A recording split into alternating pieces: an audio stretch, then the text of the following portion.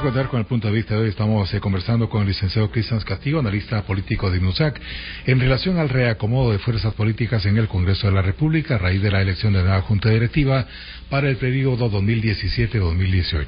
Ahora, licenciado Castillo, algunos dicen, y me gustaría conocer su punto de vista, que en esta conformación de la nueva Junta Directiva, el gran perdedor podría ser el partido oficial FCN Nación, tomando en consideración que no logró, por segunda vez consecutiva, presidir la Junta Directiva. Muy importante la reflexión del FCN Nación y el papel que jugó en toda esta dinámica. Primero hay que reconstruir los hechos. FCN Nación es un partido marginal, digamos, eso lo hemos dicho siempre. Políticamente es un partido marginal que por un golpe de suerte en la historia política del país pone un presidente. Pero más allá de eso, nada. O sea, hay que reconocer que el FCN viene de la nada hacia convertirse en el partido de gobierno. Originalmente alcanza en urnas 11 curules, 11 diputados.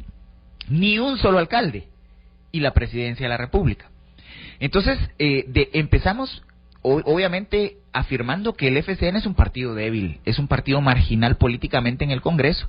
Y eso recuerdo muy claramente cuando el actual jefe de bloque dice, en el Congreso las decisiones se toman con votos. Y nosotros no tenemos los votos. Y por eso quedamos fuera de la Junta Directiva y fuera de las comisiones las comisiones de trabajo.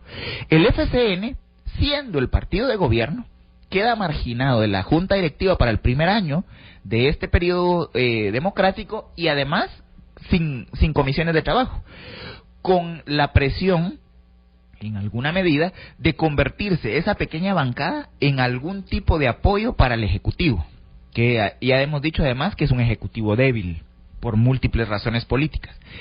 Entonces eso lleva a que la bancada, a que los 11 y específicamente su presidente de bloque, su jefe de bloque, junto con el diputado Bay, digamos, urdan una estrategia de fortalecimiento de la bancada.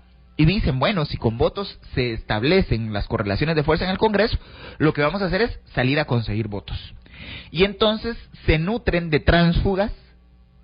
Y esto hay que reconocerlo y siempre lo hemos dicho con mucha claridad, se nutren de tránsfugas hasta convertirse en la bancada mayoritaria.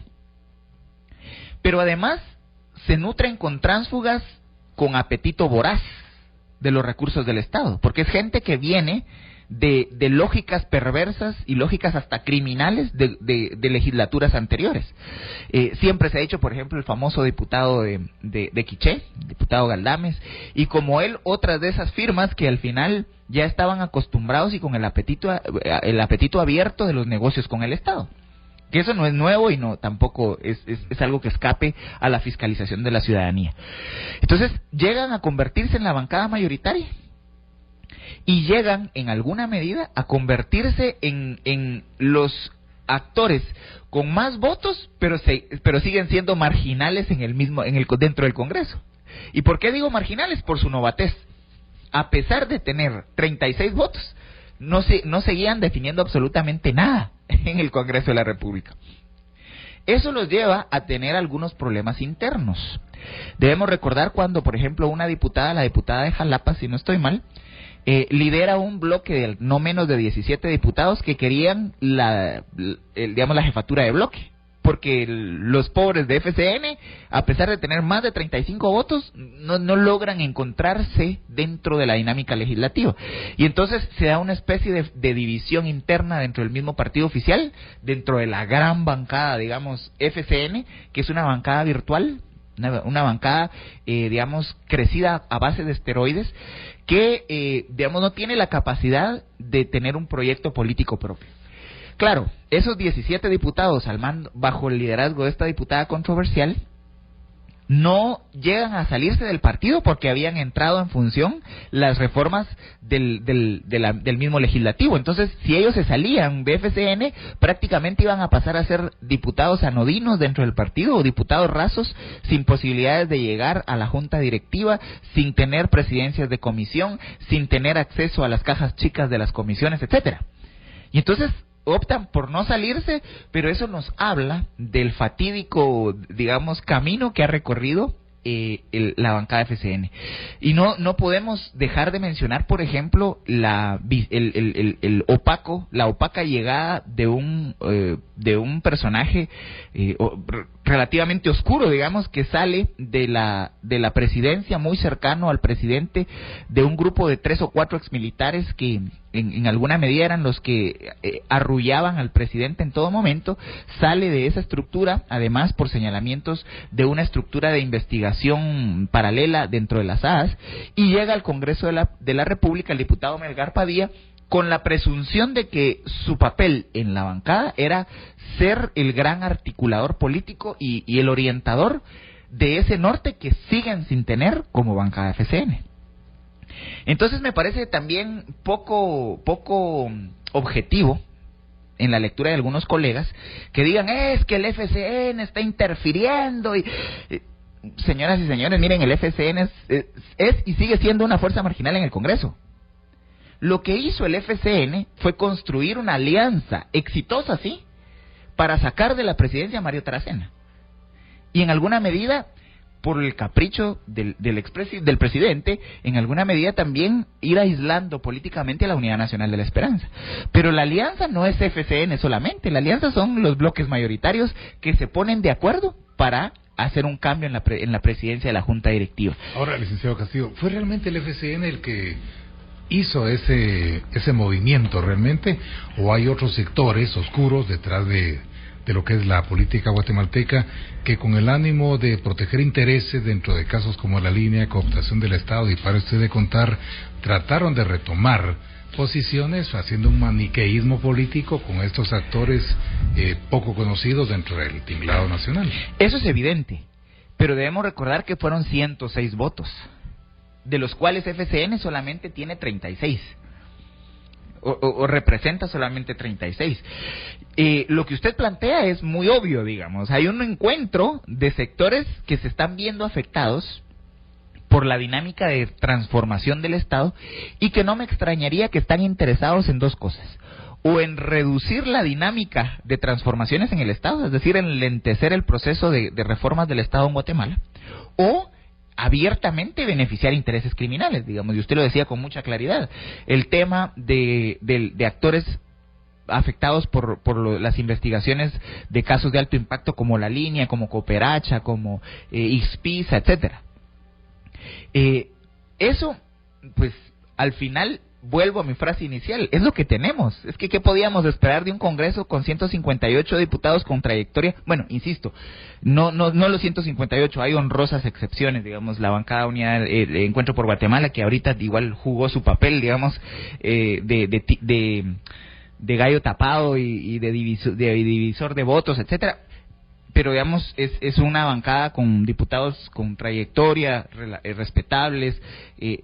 Las bancadas minoritarias, digamos, podríamos hablar de convergencia. A pesar de que hay esas honrosas excepciones, en este Congreso los que están ahí representan intereses históricos de empresarios, de sectores, bueno, lo decía el mismo presidente Taracena, de sectores narcotraficantes, porque él en varias ocasiones afirmó es que son narcoplanías. Entonces él mismo está diciendo que ahí hay intereses representados, intereses del sector tradicional de poder, intereses de capitales emergentes, es decir, ahí de los sectores, desde los sectores más bien intencionados hasta los más oscuros del país. Pero eso es lo que tenemos. Entonces el FCN al final se monta en una suerte de rechazo a los abusos o a los excesos que pudo haber cometido el presidente, y que sus mismos compañeros le dan la espalda y crean esta entente, digamos. Me parece que el gran fracaso de esa entente va a ser si, una vez que ganan la elección del Ejecutivo, de la presidencia del Legislativo, se fragmentan, y entonces pueden llevar el Congreso de la República en el año 2017 a un choque de intereses de lo más polivariados, de colores muy, muy diversos, que puedan paralizar la dinámica del Legislativo. Ahora bien, hay que reconocer dos cosas. FCN, a pesar de todo lo que hemos dicho ya de ser un partido marginal, etcétera, le gana a la Unidad Nacional de la Esperanza, que es el partido más efectivo de los últimos 30 años, diría yo, que tiene mejores resultados electorales. le gana la segunda vuelta de elecciones generales y ahora le gana el pulso político. No solos, en alianza, digamos, pero le gana el pulso político a la Unidad Nacional de la Esperanza, que es uno de los partidos con más trayectoria ahorita, con más efectividad electoral, pero además con buenos diputados en cuanto a realpolitik. O sea, estamos hablando de que tal vez la bancada más sólida, con más experiencia y con más claridad política la tiene la Unidad Nacional de la Esperanza. Y un partido en esas condiciones se vuelve a imponer en esa dinámica del realpolitik. Ahora, ¿qué podríamos esperar, por ejemplo, dentro de los negocios del Estado, hablando de negocios políticamente, ¿verdad?, que puedan ocurrir a partir del año 2017, tomando en consideración que una cosa es cómo se conforma la Junta Directiva, que es muy importante, pero otra cosa va a ser cómo se repartan las comisiones. Totalmente. Porque eso es fundamental, por ejemplo, finanzas, economía, comunicaciones, que son temas sumamente sensibles. Bueno, me parece que ya las negociaciones lo que nos demuestran es que ya cambió el panorama. Y lo vimos muy claramente el día de ayer, porque el gran reto, digamos, la gran prueba de fuego de esta entente nueva es el presupuesto 2017, que sigue estando en manos de la Unidad Nacional de la Esperanza. Y el día de ayer vimos una jugada magistral de la UNE, de los buenos diputados de la UNE, digamos. Bueno, de los buenos, y para que no se escuche mal, porque después dicen que uno está levantándoles el perfil o qué sé yo, de los buenos en el sentido del manejo político, de los que saben el manejo político dentro del Congreso. Tanto el presidente de la comisión, el diputado Jairo Flores, como el primer vicepresidente del Congreso, el diputado Carlos Barrera, ayer dan una cátedra de política práctica. Y entonces, cuando presentan el dictamen del presupuesto 2017, después de haber abanderado, digamos, una reducción de alrededor de 3,000 millones de quetzales, toman una posición políticamente correcta y dicen, bueno, llaman a la unidad del Congreso de la República a apoyar el presupuesto para el Ejecutivo en el 2017 y hablan de los mecanismos de transparencia de ese presupuesto y hablan de poder de manera, digamos, democrática aprobarle el presupuesto al Ejecutivo. Es decir, fue una cátedra. Realmente yo lo veía y decía, esos son los que sí saben de política, digamos, los que no se encapricharon, los que no estaban actuando con el hígado y los que no, porque muy fácilmente pudo haberse puesto la UNE, no, hay que reducirle 7,000 millones de quetzales o no les aprobemos presupuesto para el 2017, punto. Pero, digamos, la experiencia política los lleva a ponerse en una posición de consenso y de construcción de correlaciones. Claro, eso no es gratuito. El presupuesto, por lo regular, lleva su cuenta cuadradora bajo el brazo, que es el listado geográfico de obras. Obviamente esto nos demuestra que la Unidad Nacional de la Esperanza no se va a poner en una posición visceral. Pareciera que al contrario va a jugar muy bien las cartas que tiene a su favor y sabe que tiene garantizadas ciertas cuotas de poder, porque en las reformas a la ley del régimen interior se definen por porciones las comisiones de trabajo. Entonces, la UNE sigue siendo el segundo bloque mayoritario del Congreso de la República. El gran reto que tiene la Unidad Nacional de la Esperanza es que toda esta escaramuza que se dio en torno al capricho del presidente no termine de fragmentar la bancada. Es una bancada sólida, es una bancada que, en mi lectura, saliendo de una gran derrota electoral como la de la segunda vuelta, mi lectura inicial era, se van a dividir, digamos, porque todo el mundo va a empezar a buscar cómo seguir beneficiando sus intereses distritales. Sin embargo, fue una bancada disciplinada, tuvieron un par de movimientos, nada del otro mundo, logran mantener la disciplina. Sin embargo, sí hay un par de eventos que afectan, digamos, la unidad de la bancada. Uno, el caso y el desconocimiento del diputado Fajardo y del diputado Soto, que ambos, digamos, históricos, ambos caudillos, pero sobre todo el diputado Fajardo, un hombre histórico de partido, muy leal, digamos, al partido, a Sandra Torres, a Álvaro Colom, fiscal de la Unidad Nacional de la Esperanza en todos los procesos electorales anteriores, y obviamente él es expulsado de la Unidad Nacional de la Esperanza cuando la junta directiva del año 2015, se le señala del tema de plazas fantasma. Lo mismo pasa con Soto, y ahí hay un primer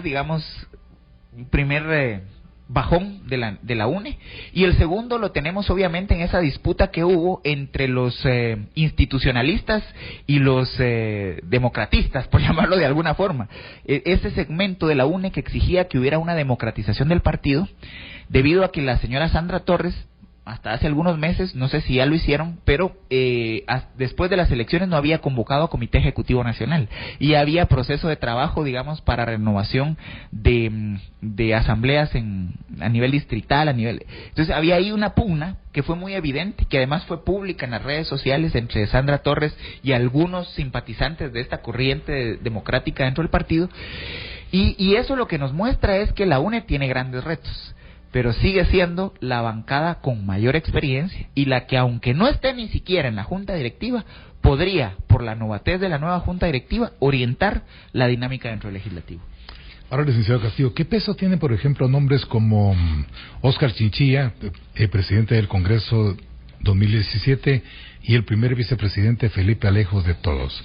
Algunos dicen que la presidencia y vicepresidencia del Congreso fue tomada por partidos bisagras que obviamente van a estar al servicio de intereses de los poderes oscuros y tradicionales.